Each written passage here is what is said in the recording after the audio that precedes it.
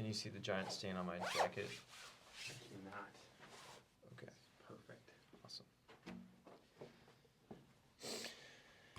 All right. Hey, everybody. Welcome to Pulling Shots here with Friedrich's Coffee. It's me, Sam, here with Kirk. And today we're just talking about Cortados. So, Yeah, thanks for having me, man. yeah. So really we just, the Starbucks Cortado is just becoming just a new launch for Starbucks, I think this year in January. And just there's several different viewpoints out there. And we're just kind of reading off a couple of them and then sharing our own points. So I know I kind of shared my notes with you, but I don't think I know any of your standpoints on this or thoughts. So Yeah, I mean, the biggest takeaway is I think it's the article is just talking about how Starbucks and other second wave shops have had a long history of borrowing from specialty coffee culture, and I think that that's definitely true.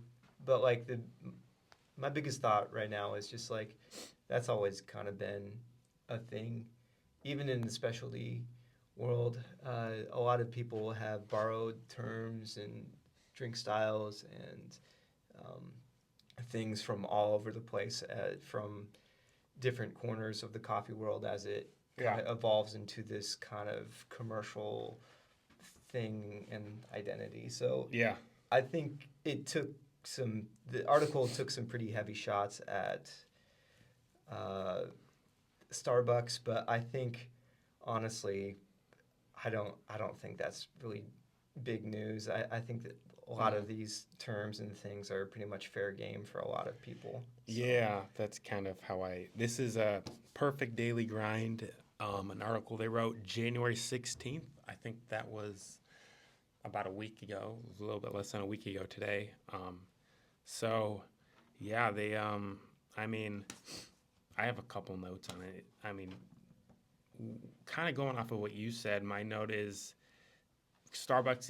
this kind of was written as if Starbucks isn't Starbucks, and they kind of create trends more than follow trends. So, you can get mad at Starbucks for making a cortado that is not a true to-form cortado, but their customer base also won't drink that either. Right. They're not going to drink a 4-ounce cup in a 4-tier glass, so they kind of need to make their own form of it. And I think everyone's going to follow suit to some degree because they're Starbucks. So, kind of like the macchiato, when we're working at a shop and someone comes up and asks for a caramel macchiato.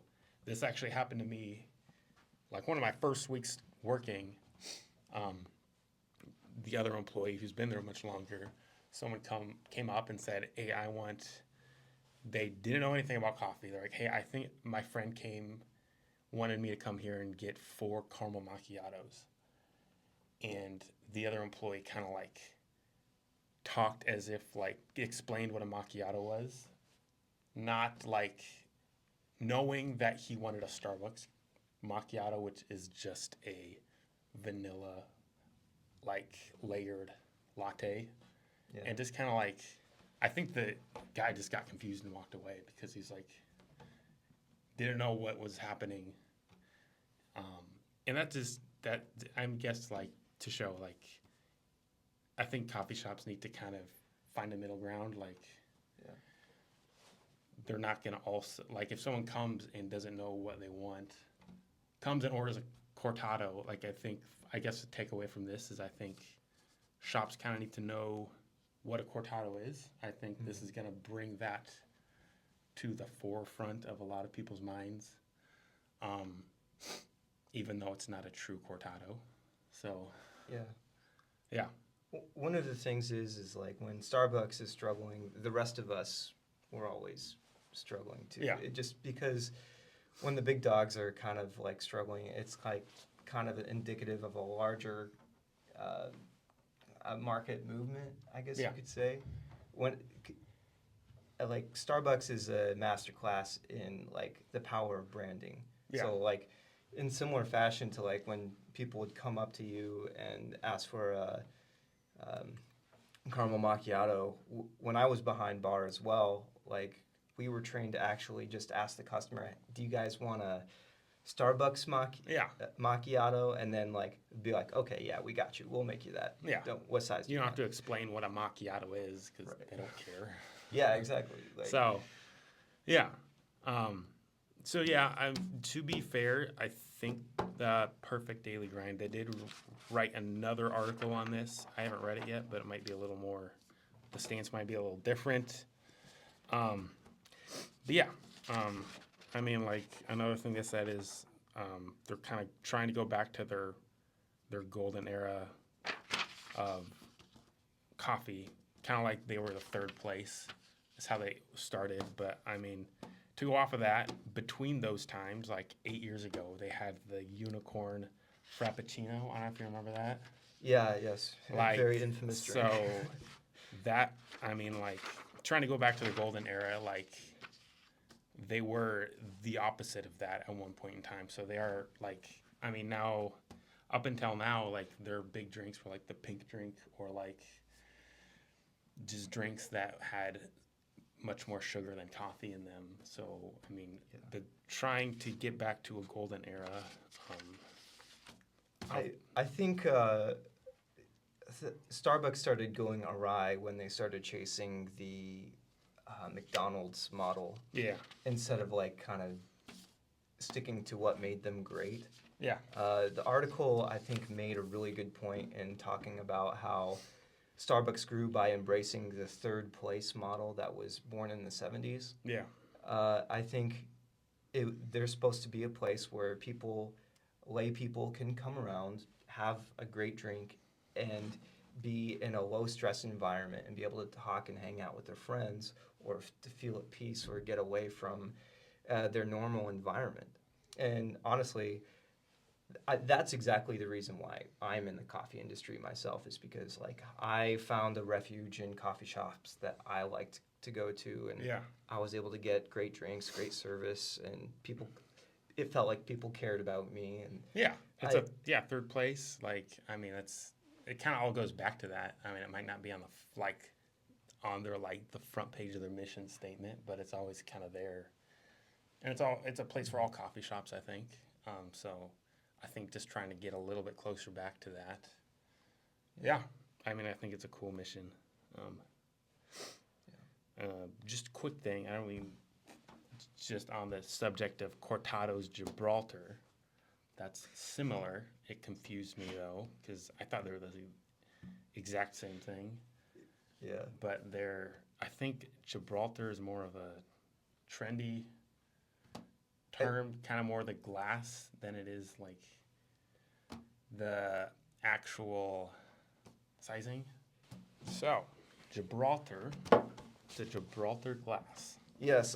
At least that's what my homies over at Horizon Line Coffee say. Shout out to them. I think they actually just came up with the name of this glass, but here in Des Moines, Iowa, it's locally and affectionately referred to as a Gibraltar rather than a Cortado. So I mean that might be just a local thing.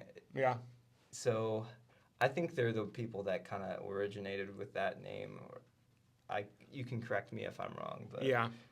But a Cortado is 2 ounce, like a double shot espresso, cut with equal amount of milk. that's right. Yeah. So that's what a Cortado is. Yeah. And people kind of give flack to Starbucks because their drink is an 8 ounce drink. It is 3 ristretto shots, which is an ounce. One shot, it's a half.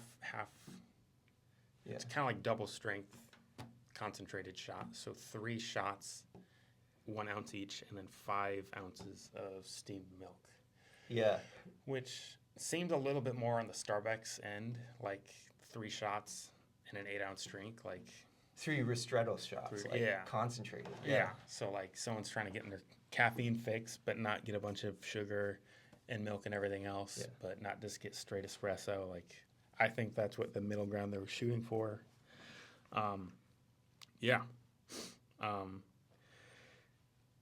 I guess really just takeaways. I think any coffee shop should really take away from this, just because Starbucks is kind of on the forefront. Just knowing what or Cortado is, Yeah. knowing the difference, like Starbucks Cortado. I mean, I don't think it's going to be like a macchiato, where people have to know the difference between a Starbucks macchiato and a macchiato. But and honestly, I do like. I'd say their blonde espresso is the best, I guess, corporate espresso I've ever had. Yeah. Like, it's, for what it is, it's really good. And yeah, I think, yeah, I think that's a good takeaway from any coffee shop can really take away from this. Yeah, and I think any sort of traditionalist is going to look at Starbucks trying to act like third wave as kind of cringe and unsightly maybe, but like I think that's kind of the wrong way to look at it. I think it's like the more that Aunt Julia in the suburbs with her Suburban that she knows about a Cortado, Yeah. that it even exists, I think that's just kind of win for coffee culture. That like the more Yeah. that Starbucks has to bend the knee and kiss the ring of Yeah. what made them cool in the first place, I think that's just generally a win. So Yeah. And I mean, at the end of the day, I think this, I mean, when I I ordered one of these last week, and just the barista was just happy. Like, I asked her, like, are people getting these? And like, she's like, yeah, like, this is cool. Like, I think it's a good direction. It's kind of a win for Starbucks, going in the right direction. Like, she was proud to work there, which not everyone's proud to work at some gigantic international corporation. So, yeah. I actually met a manager of Starbucks at the most recent like latte art throwdown. For those who don't know, latte art throwdown is where you get together and you go head to head and compete with like your designs in latte art, which is kind of a swank, kind of a nerdy slash like cool hipster thing. mm-hmm. But like there was a manager from Starbucks there, and he came to compete, and like he had his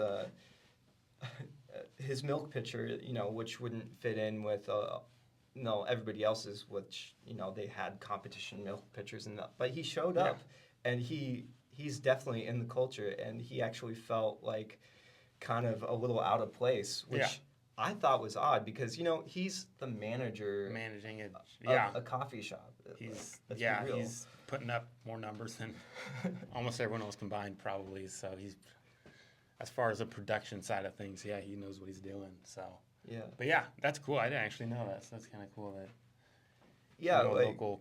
Starbucks is people too. So, as much as like traditionalists don't want to admit that, but you know. Well, yeah. I mean, I don't know if you had any other takeaways. I mean, I think just my main takeaway is just, you know, similar to the macchiato. I think just the cortado, maybe even other things like Gibraltar or like, I don't know, cappuccino. I think that's kind of obvious. A lot of people know, but those terms might come resurfacing a little bit again. So, yeah. Yeah. Cool. Well, thank you. Yeah. Cool, dude.